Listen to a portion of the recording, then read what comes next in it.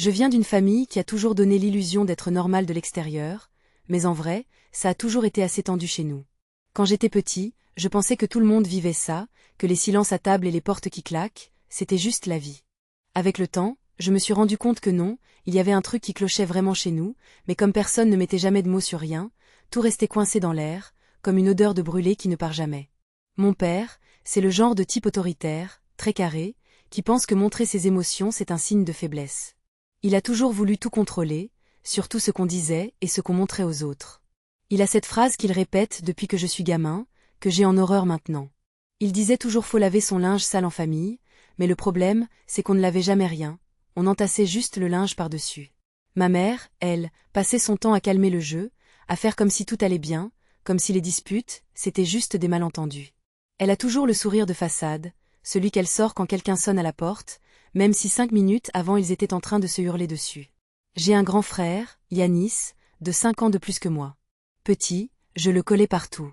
Pour moi, c'était un héros, un mélange de grand frère, de père gentil et de bouclier. Lui et mon père, par contre, ça a toujours été électrique.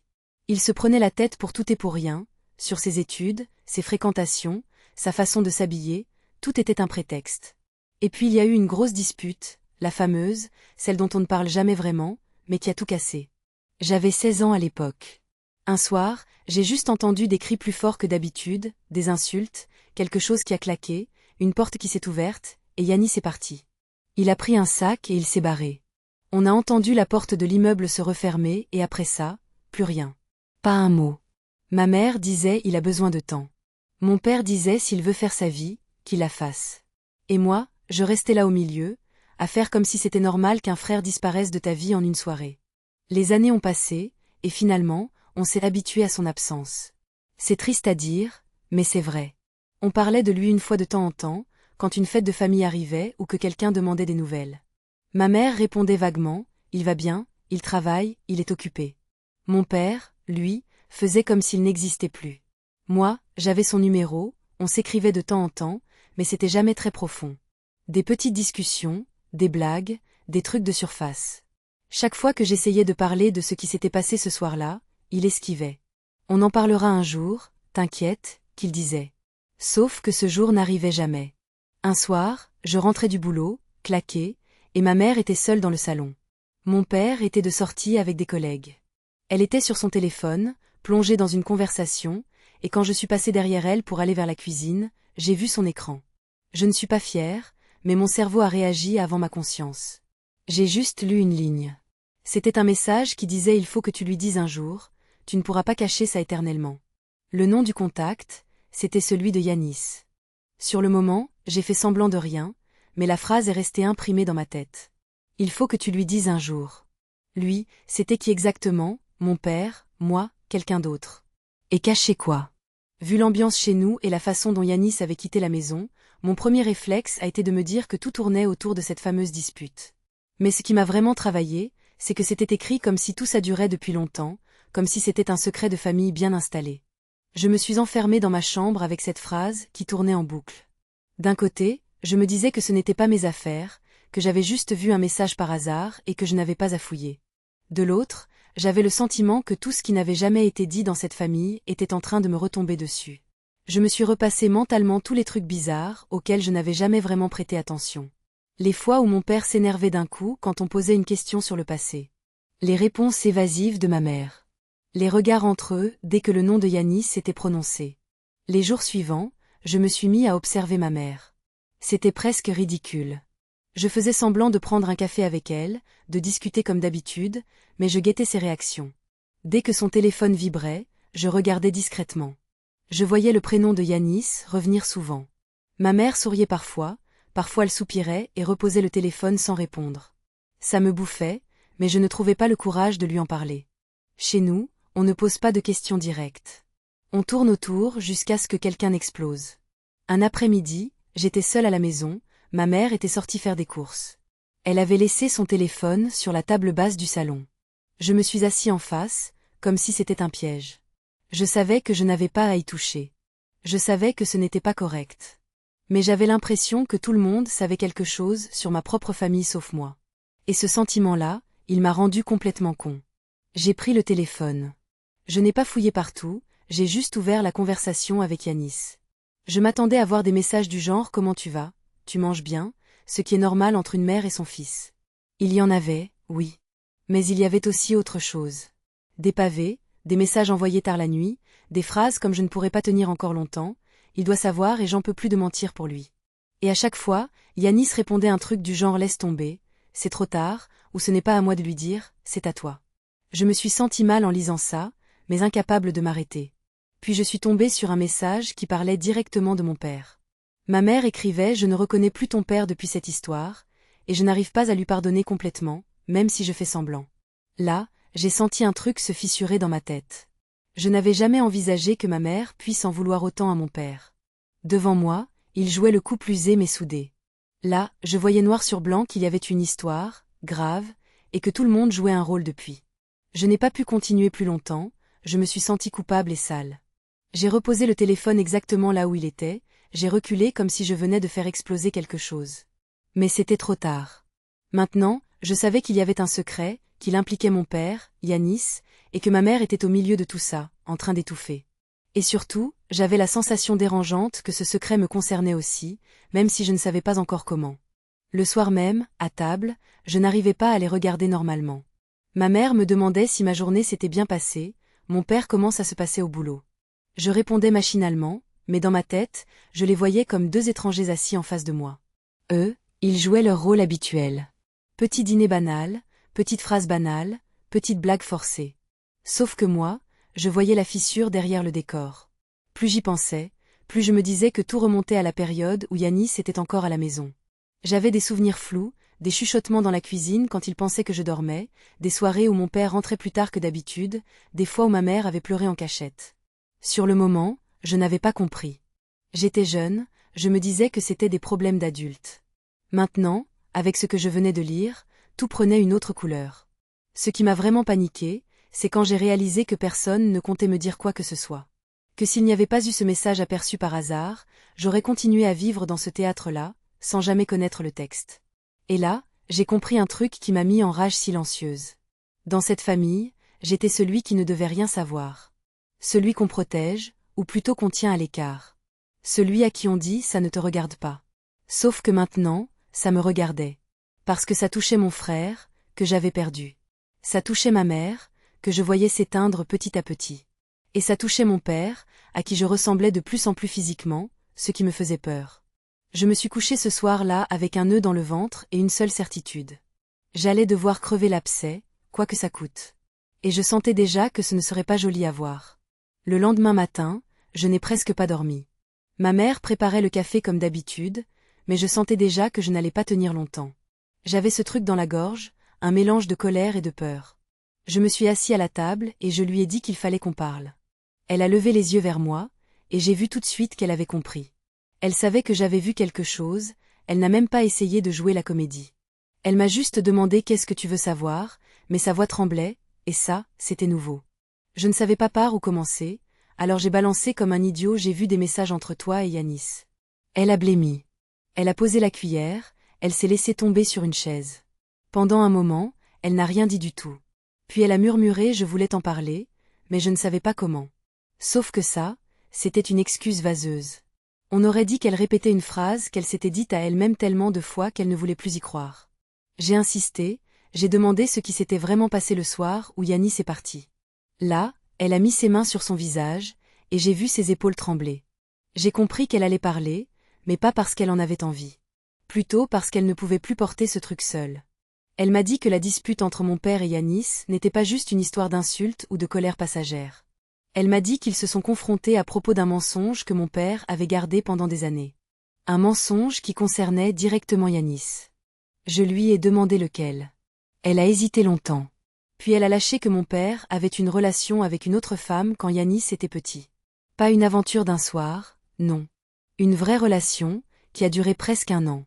Ma mère l'avait découvert à l'époque, mais elle avait décidé de rester, parce qu'elle ne voulait pas casser la famille. Elle a dit ça d'une voix basse, comme si elle revivait chaque humiliation. Et moi, je restais là, à encaisser. Je n'arrivais pas à imaginer ma mère dans cette situation, et encore moins mon père en train de mener une double vie.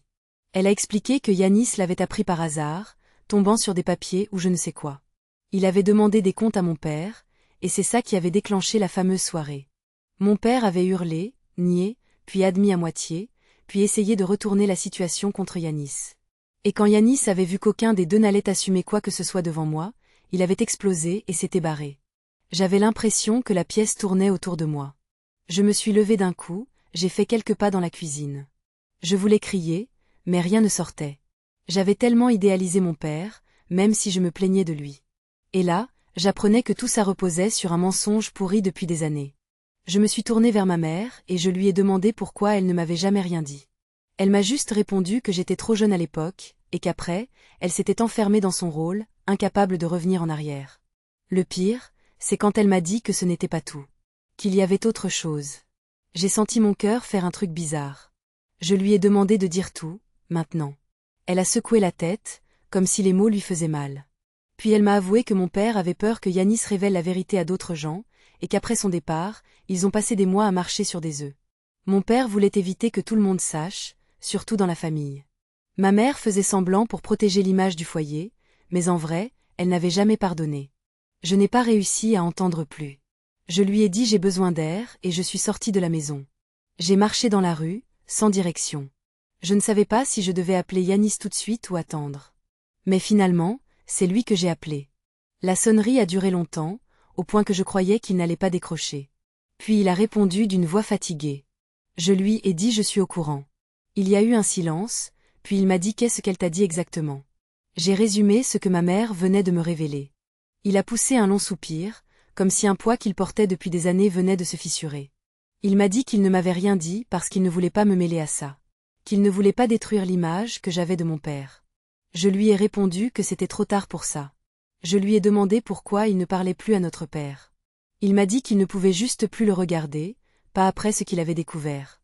Et qu'il avait attendu que ma mère dise la vérité, parce qu'il n'était pas question pour lui de prendre cette responsabilité-là, pas alors que tout le monde le voyait comme le fils ingrat. Le soir, il y avait un dîner prévu avec mes parents, un truc banal.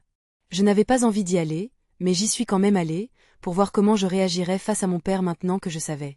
Dès qu'il s'est assis, j'ai senti que la tension allait exploser.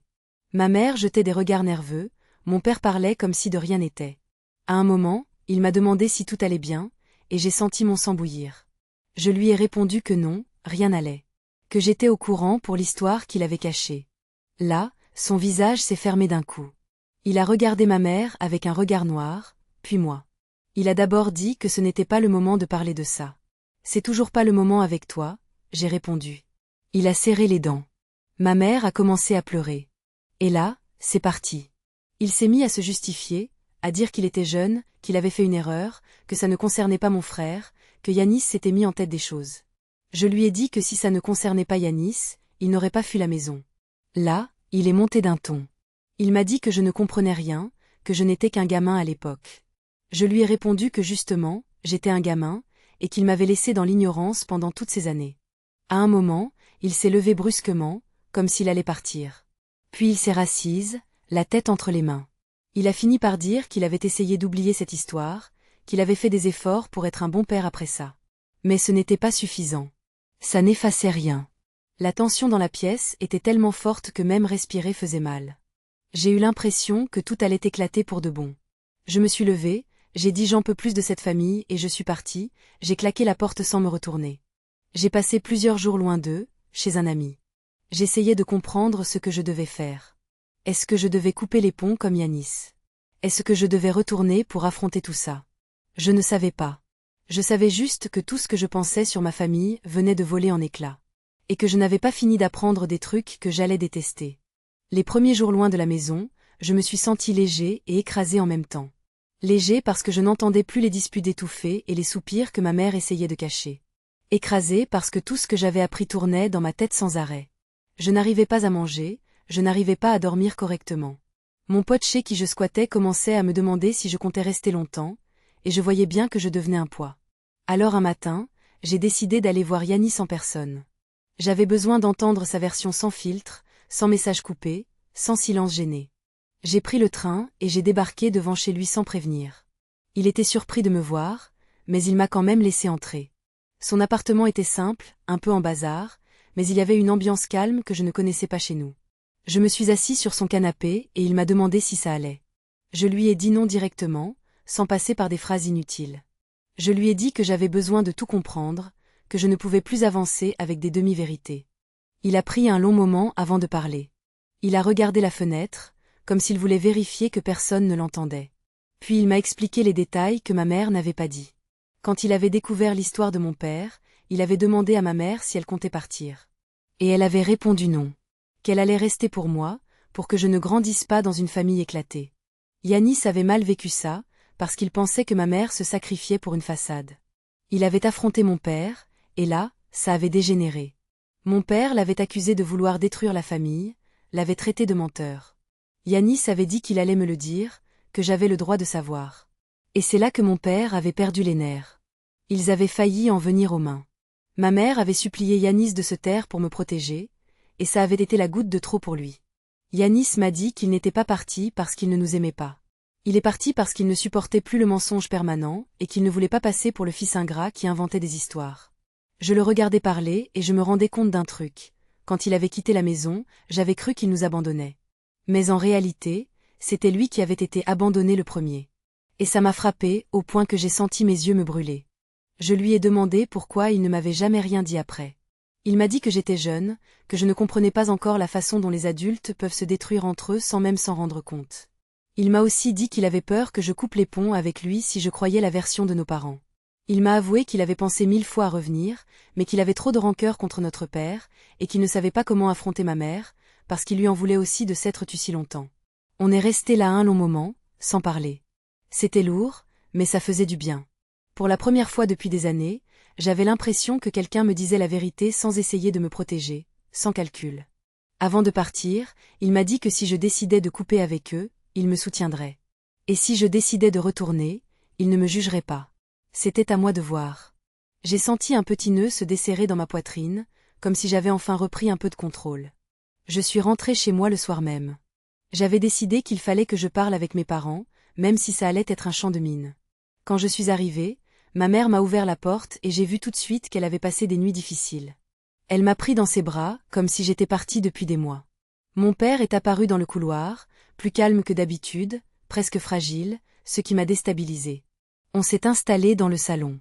Je leur ai dit que je savais tout, que j'avais parlé avec Yanis, que je ne voulais plus vivre dans une maison où tout repose sur des non-dits. Ma mère a baissé la tête et s'est mise à pleurer doucement. Mon père, lui, est resté silencieux. Ce silence-là, c'était rare. Je lui ai demandé pourquoi il n'avait jamais assumé ce qu'il avait fait, pourquoi il avait laissé Yanis partir comme ça alors qu'il savait qu'il avait raison. Il a mis longtemps avant de répondre. Il a dit qu'il avait eu honte. Qu'il avait eu peur que je le voie autrement. Qu'il avait cru qu'en enterrant cette histoire, elle disparaîtrait. Sauf que ce genre de truc ne disparaît jamais. Il m'a dit qu'il regrettait, qu'il ne savait pas comment rattraper les choses avec Yanis. Et là, j'ai senti un mélange étrange entre colère et pitié. J'avais envie de lui hurler dessus, mais j'avais aussi l'impression de voir un homme fatigué, qui n'avait jamais su gérer ses propres failles. On a parlé longtemps, peut-être 2 heures, peut-être plus. Ma mère a avoué qu'elle avait passé des années à jouer les équilibristes, qu'elle avait perdu une partie d'elle-même dans cette histoire. Elle a dit qu'elle aurait dû me parler plus tôt, qu'elle avait eu tort de me protéger comme ça. Je leur ai dit que je ne pouvais pas pardonner tout d'un coup. Que j'avais besoin de temps. Que la confiance, ce n'était pas un bouton qu'on rallume. À la fin, il y a eu un silence qui n'était pas froid pour une fois. Juste un silence où tout le monde respirait un peu mieux, même si rien n'était réglé. Avant de monter dans ma chambre, ma mère m'a demandé si un jour on pourrait redevenir une vraie famille. J'ai répondu que je ne savais pas, mais qu'on pouvait essayer. Pas pour cacher les choses, mais pour les affronter. Je me suis couchée avec un sentiment étrange. Pas de paix, pas vraiment. Mais quelque chose qui s'en approchait. Comme si, après toutes ces années de mensonges et de tensions, il y avait enfin une petite ouverture. Une possibilité. Je savais que la route serait longue, que Yanis ne reviendrait pas demain, que mon père ne changerait pas d'un coup. Mais pour la première fois, je ne me sentais plus dans le noir complet. Et ça, c'était déjà un début.